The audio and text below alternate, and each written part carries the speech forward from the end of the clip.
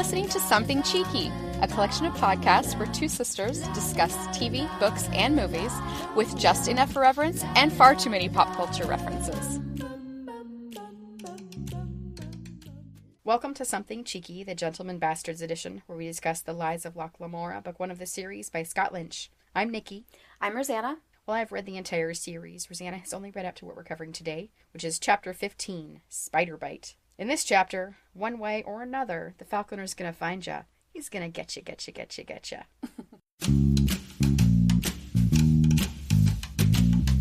Rosanna, what was your reaction to this chapter? We're almost at the end. As I often do, I had mixed feelings. I liked the chapter because I thought it had really good action and a lot of interesting things happened. And, there are, like you said last week, and I didn't know who it was going to be, but characters met each other and interacted with each other. So I liked that part. I did not like that it ended so abruptly.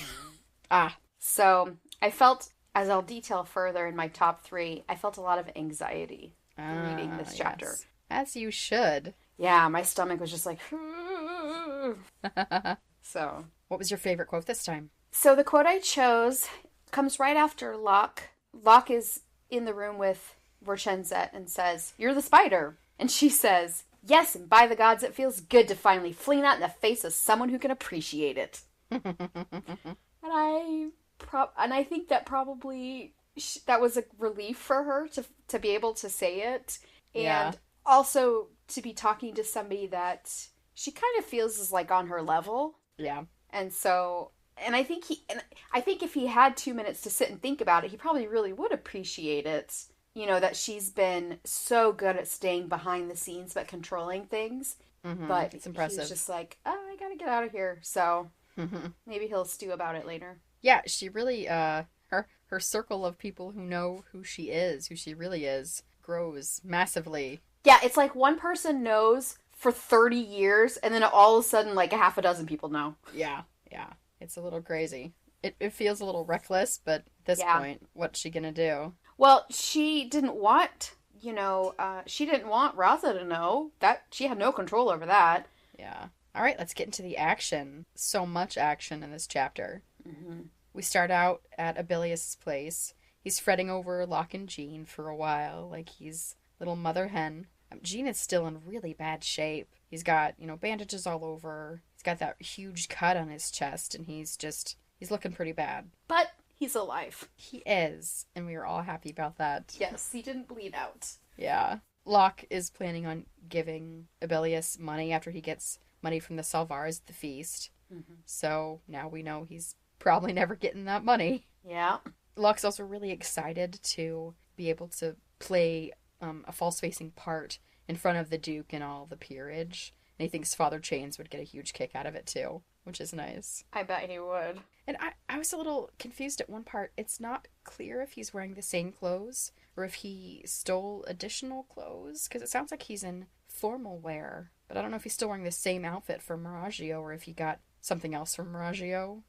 I assumed that he was wearing the same thing that he took from Miraggio, by the way that he had to talk his way out of it later. So off to Raven's Reach he goes, and we get kind of a view of the whole city at this point. It's the day of changes. There's a shifting revel that's just for the common people this time, not for the rich folks. The nobility, they get a midsummer feast at Raven's Reach, handled by the Duke. It's for the 5 families, the very important 5 families with the towers, and all the peers. We see Raza has given out bread that has coins baked in. He's given out cheap wine. He's into all the festivities as well. And the whole town is basically drunk, including a lot of the nobility, it seems like, with the fancy bar at the party. There's this massive 45 people card game going on at the floating grave.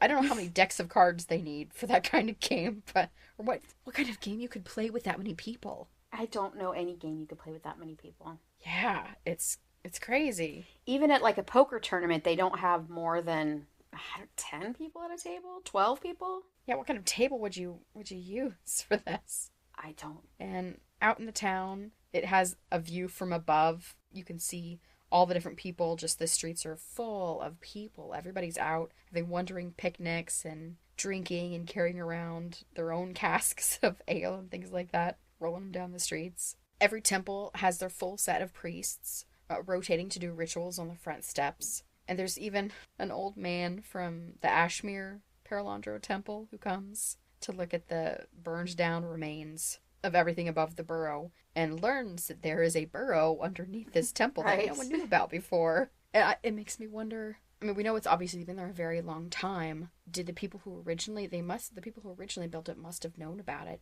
But I wonder how Father Chains found out it was there and no one else knew after that. Right. I mean, it was a pretty big secret to be able to keep. I don't know if we're going to find out the answer to that, but I would love to know. I mean, I think you do know that, if we're going to find out. Oh, yeah, maybe. I don't know if we're going to find out. Yeah. You're a liar. The Lies of Nikki. That's right. I still want a Father Chains origin story. Even just a flashback at this point. Yeah, we got tidbits about how he started out, but not about how he became a thief, really. Right. I'd love to have that story. I need a little novella. Scott Lynch, please, will you write a little novella? Definitely. I just need, just give me 50 pages of Father Chains' origin, and I will be forever grateful. That would be nice. Also tweet us back, dude. Oh, we get confirmation, as you were very sure, that the Satisfaction ship is definitely not a plague ship. Yeah. As was obvious at this point. It's got 36 people on board down below. They're just waiting. They're prepared to smother out flames if the catapults start throwing things at them, and they're ready to just get moving. Was there any surprise at all about this ship? The people that are on it, or all the supplies? I still don't know really what's going on.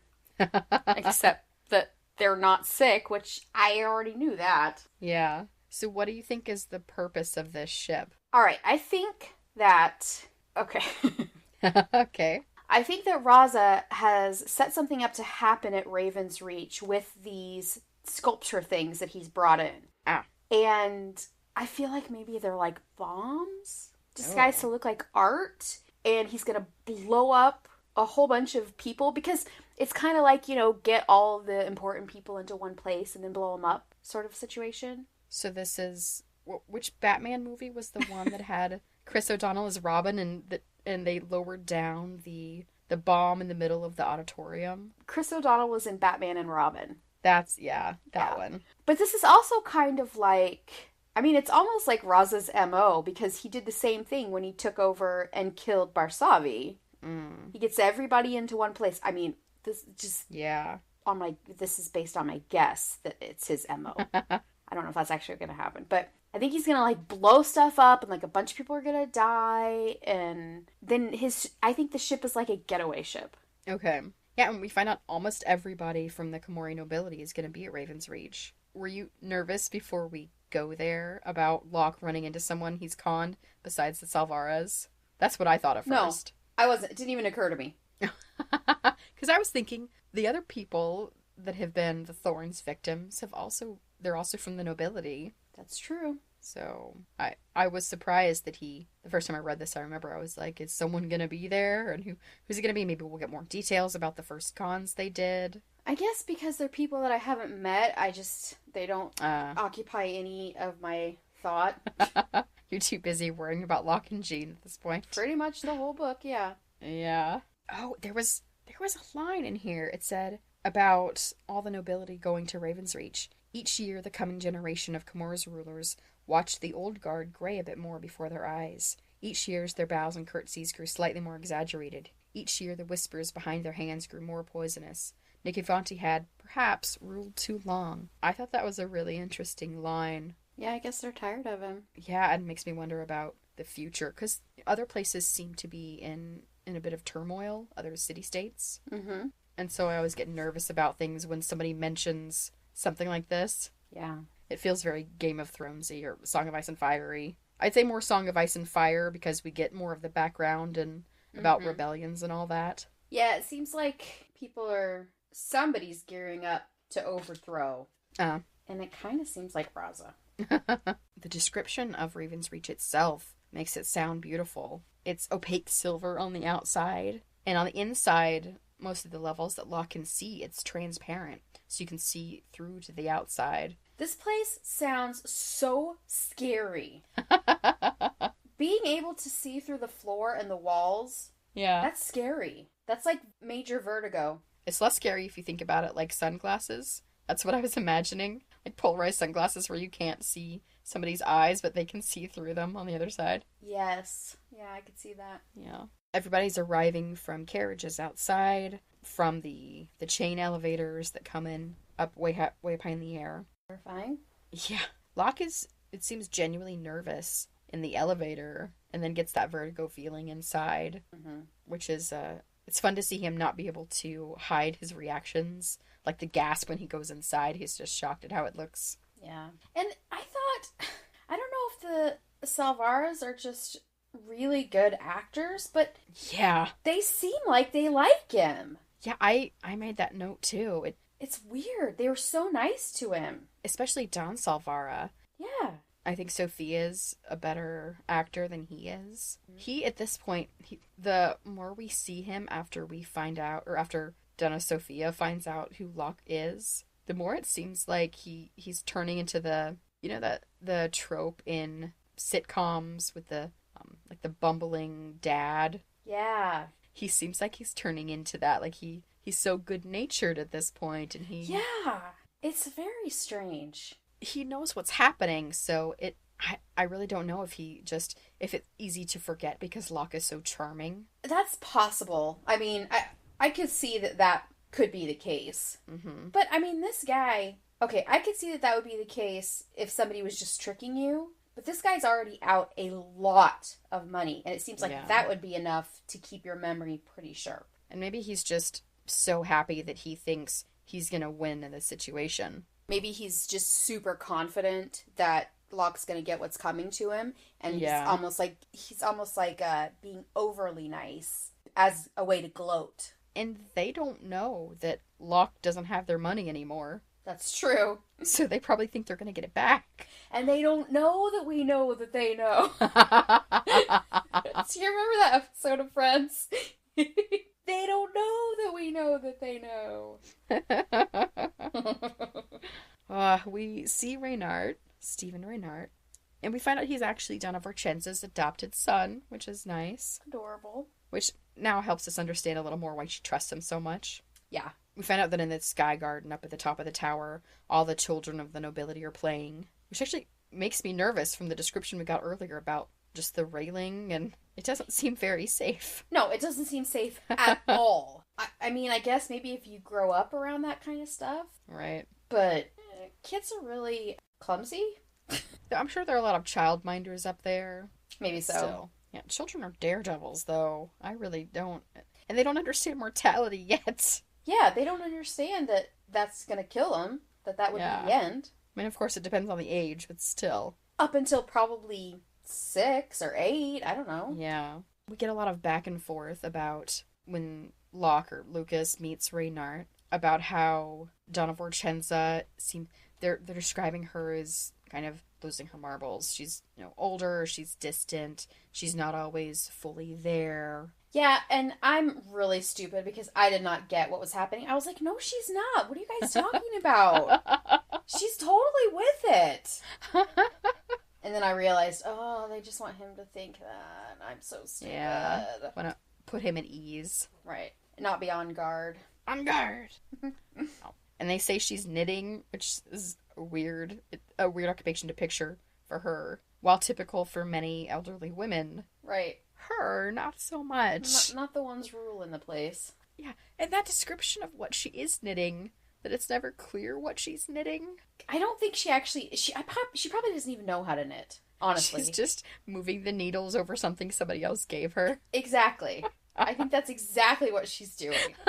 She probably does not know how to knit. I love it. She just does it to pretend to be an old lady when it's convenient. Everybody goes inside, and we get to see the buffet table, which sounds amazing. It really does. The food is beautiful. We've got all the different chefs, the masters of the 8 beautiful arts of Camor, which is all about food.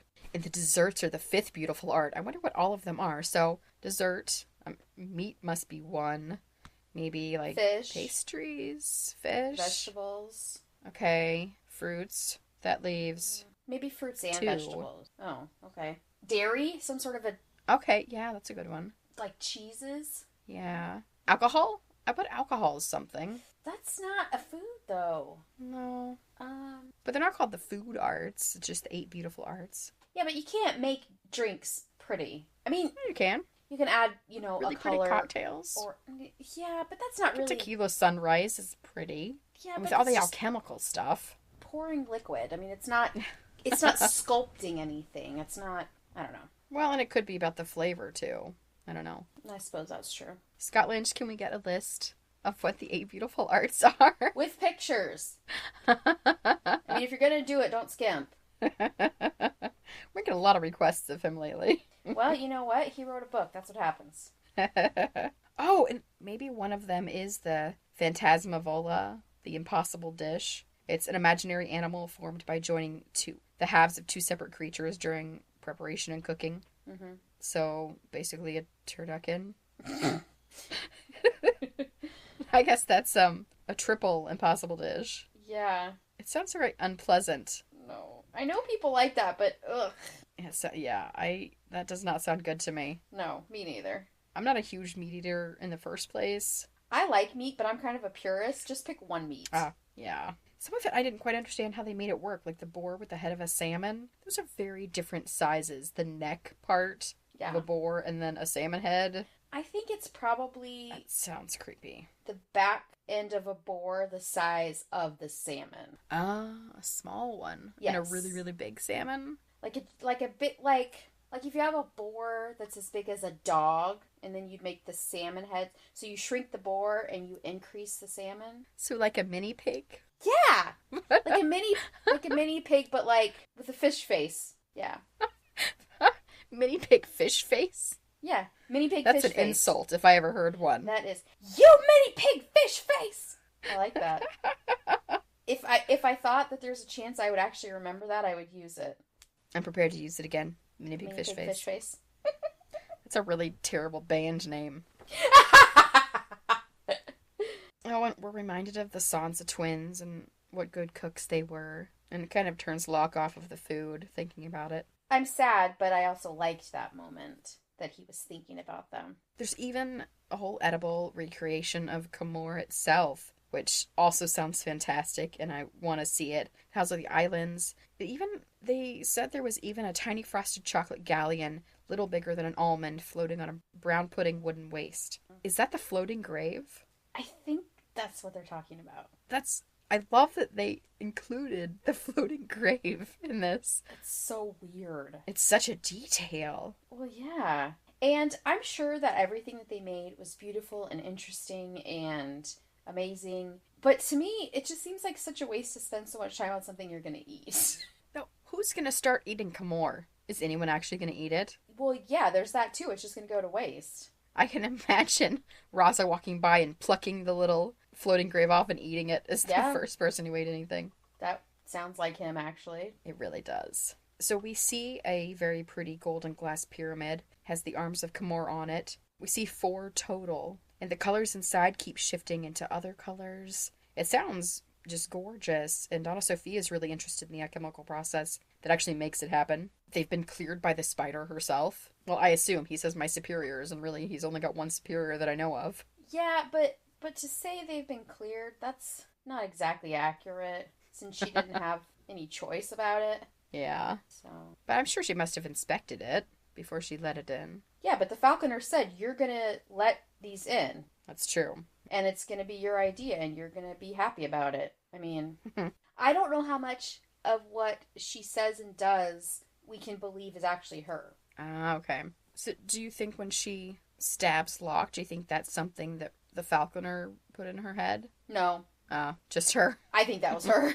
Yeah, because I think part of her thing is she wants to stop the Thorn of Camor, but I think part of it too is she wants to know how he's doing it. Yeah. And so I think it was important for her to get him into a vulnerable position so he would talk. So we get another character. I mean, we're getting everybody showing up in this chapter. Miragio appears and sees Locke. He mostly recognizes him. I mean, Locke's in a partial disguise, But it's lucky that he is and has a different accent and is introduced by a Donna, or I guess just the Donna at that point. He's introduced by the Donna, and he manages to convince Miragio that he's not the person that stole his clothes, just that a tailor made them based on Miragio's fashion. Yeah, and Miragio's like, wait, what? What? He's so confused. When Locke realizes what's happening, God, he's so freaking smart. So quick on his feet. He says, Master Miragio, I hope I do not presume too much, but do you find the cut of my coat pleasing and the fabric? And he starts that to... Yeah, he's like, look at what I'm wearing. These are your clothes. It's so smart. I mean, if you have something that someone else is going to notice, you have to bring it to attention and not pretend like you're hiding. Right. So you can then explain it so they will understand what you want them to understand. He's amazing. Locke, I just love it. So smart. Yeah. Sophia, who is just flitting around back and forth through a lot of this, she disappears and reappears a couple of times. She gets Locke to join her in finding Dona Vorchenza. He doesn't seem to suspect anything at this point. Mm-mm. And on the way, they start to go up the stairs, and I noticed they mentioned the stairs are made of elder glass. And so remember before we had talked about the Eldrin and how we imagined them as these giant creatures? Mm-hmm. If the stairs were made people size, that gives me one of two possibilities. Either the Eldrin were human-sized as well, and not these large creatures we imagined, or they were, like we suspected before, around at the same time as humans, and they built things for humans. Well, I still like the idea that they only seem to be too big or bigger than people because of the stories about them, and that they were actually human. And just sorcerers. Yeah. I still do like that theory as well. Who appears on the stairs? It's Raza. And he's like double take, like comically. Yeah. It's like, you're supposed to be dead!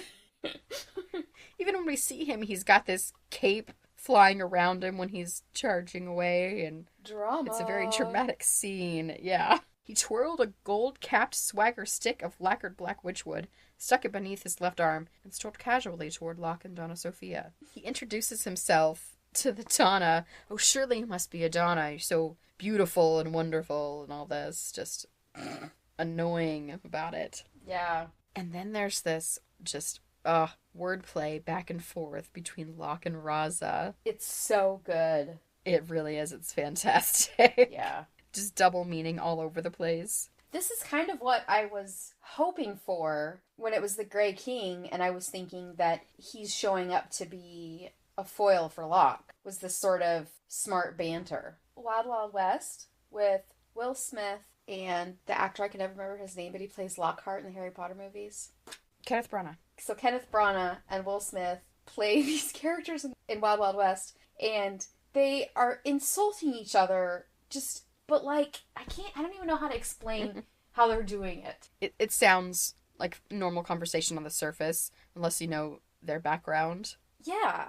Or even complimentary, but they're totally backhanded compliments. It's their interaction between each other in that movie is really funny, and this definitely reminded me of it. Yeah, Raza finds out that Locke is supposedly a liquor merchant. Mm-hmm. He says, I'm as fond of a good draught as the next man. In fact, I prefer to make all my purchases by the cask. Mm-hmm. Indeed, sir, Locke smiled. Why, that's the specialty of my firm. A great many wonderful and surprising things come out of our casks. We pride ourselves on always giving satisfaction, on always delivering full value for value received. Like for like, if you take my meaning. So much going on. Mm-hmm. The undertones are, it's so much fun. Yeah.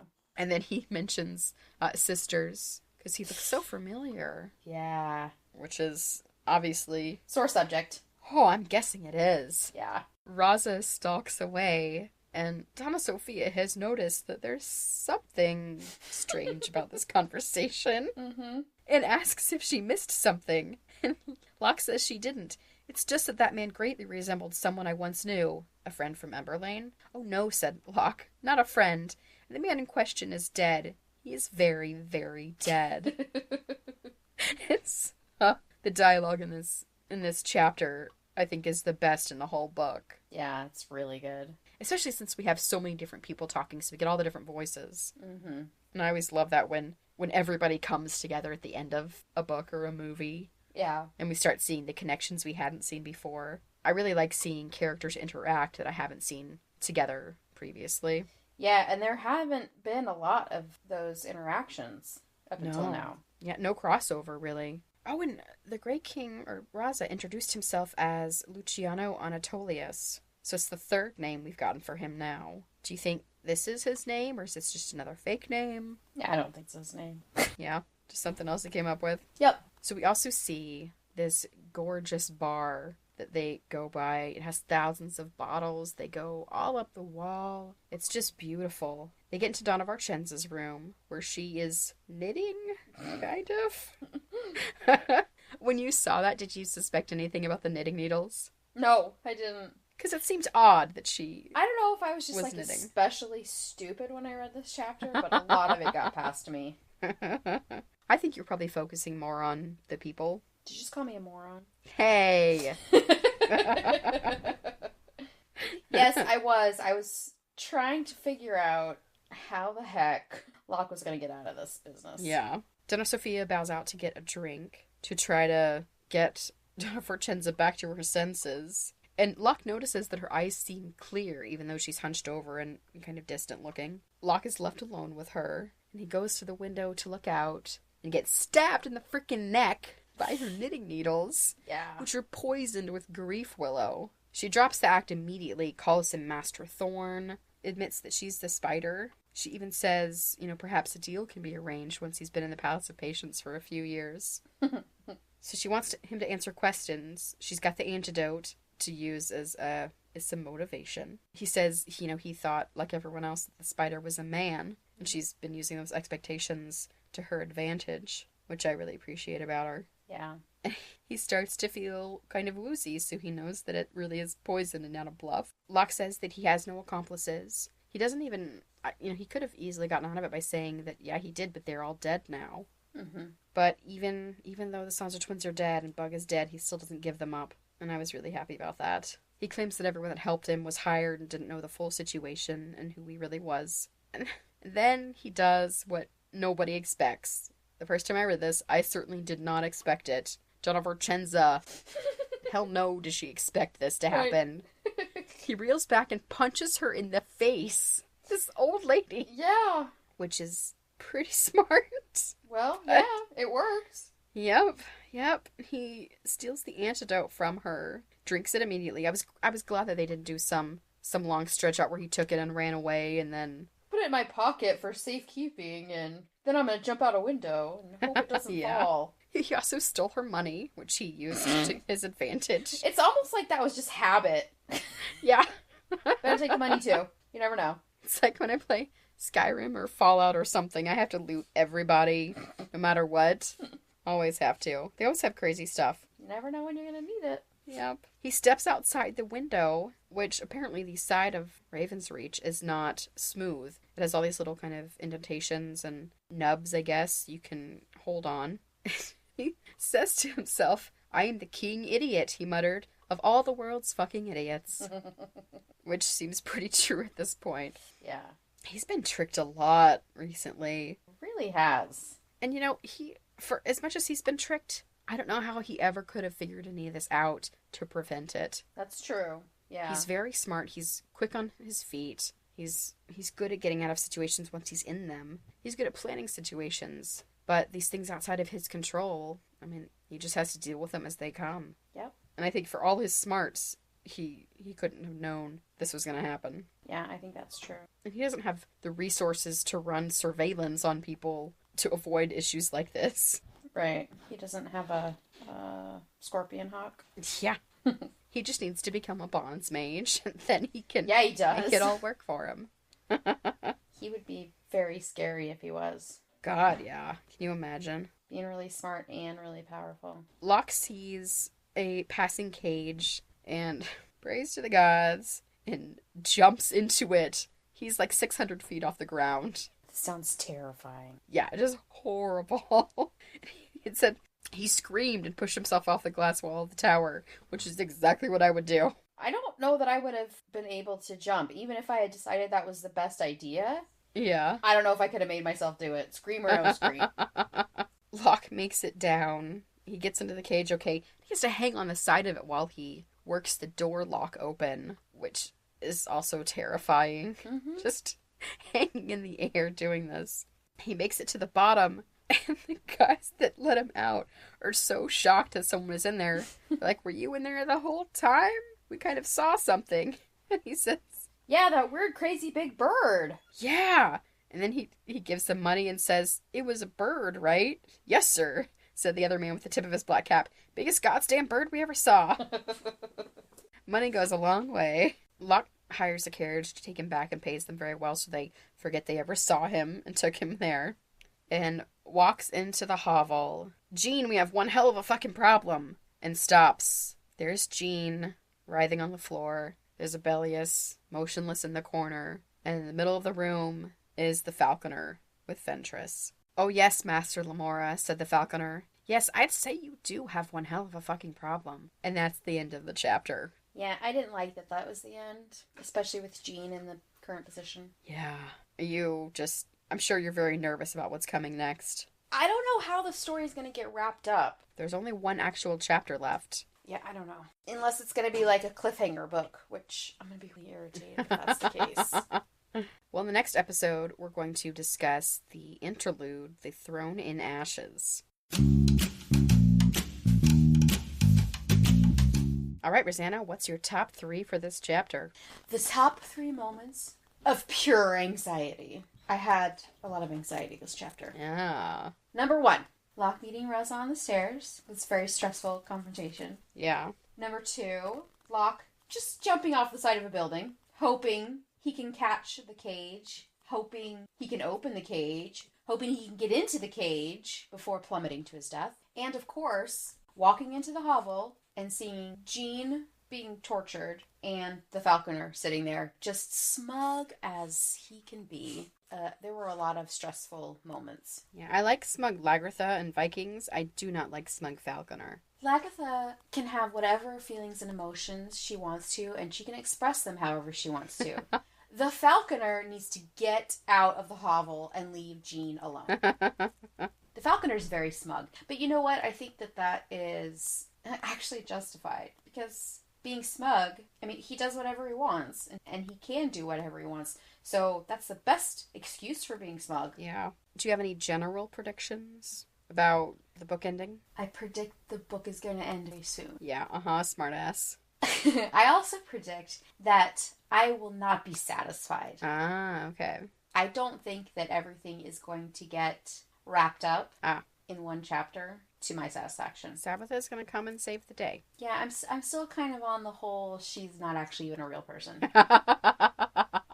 No one has proven to me otherwise. She's a mass hallucination. It's like the Mandela effect, you know, where everybody remembers something wrong. Oh, I haven't heard of that. No. So the Mandela effect it's named after Nelson Mandela. I figured. So the idea is that everybody remembers something a certain way, but when you actually go look it up, it's different. Ah. So, like, a whole bunch of people thought Nelson Mandela died at some certain point in history, but he actually didn't die until much later. Another good example of the Mandela effect is that everybody thought it was Berenstain Bears. Oh, yep. But it's actually Berenstain, yeah, spelled that's so Stain weird. Bears. So that is the Mandela effect in action. Mm-hmm. So I feel like Sabbatha is a Mandela effect. Everybody remembers that she existed, but she didn't actually. Now it's time for Cheek of the Week, where we talk about something awesome. My cheek this week is the Showers Pass Atlas jacket. Really any jacket they have. So Showers Pass is it's actually a local company. But, I mean, they sell everywhere on their website. They make bicycling gear. Mainly jackets. They have some other stuff as well. But their jackets are amazing. I think they're all waterproof, which I'm in Portland. There's a lot of rain here. And so if you're going to be biking, you definitely need some waterproof gear. But I got this jacket they just came out with, the Atlas jacket. And it is it's so rad. The main jacket is black.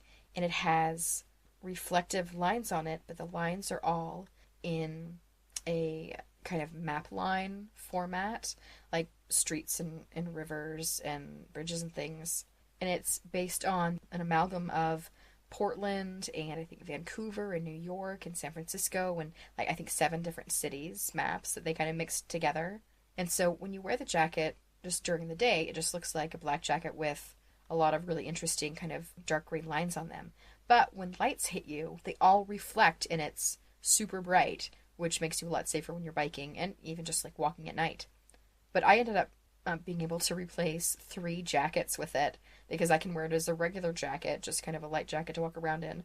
I can wear it as a biking jacket, and I can wear it as a raincoat.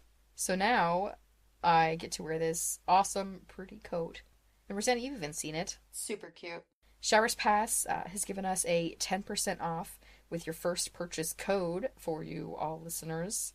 So if you go to showerspass.com, you can use the code CHEEKY10 at checkout to get 10% off your first purchase with them. I recommend their jacket, really any jacket that they have. So Rosanna, what's your cheek this week? My cheek this week is an author and 2 of his books. His name is Peter Kleins, and the books that he has written that I've read, he's written more books than just these 2, but these 2 they're not a series. One's not a sequel to the other, but they're in the same universe. Oh, like the Discworld series by Terry Pratchett. So there are 2 of them right now. One of them is called 14, and the other one is called The Fold. I actually bought them from Audible. I listened to them as audiobooks, and they're very good audiobooks. I'm sure they're fine if you read them to yourself also. 14 is about a guy that moves in this apartment building, and all these weird things are happening in his apartment, in other people's apartments, and he's trying to figure out what's going on there. And then The Fold is about a machine that folds the dimension so you can teleport. It's super, super cool. And it's not so sci-fi that it feels like you're reading a sci-fi book. It's like a book about some people that happen to do sci-fi stuff. They're very, very good books, very entertaining. And unlike any other books I've read before, which I love finding a book that I don't know what's going to happen. And I didn't in these. So listeners, you can visit our website and find out about all of our Cheeks of the Week, learn about our other podcasts, and send us questions and feedback. And you can also support the show with our Amazon affiliate link at somethingcheekypodcast.com/Amazon. That's our episode. Please leave us a review wherever you get your podcasts. You can follow us on Twitter at SomeCheek and Facebook.com/SomeCheek. Thanks for listening. We'll see you next week.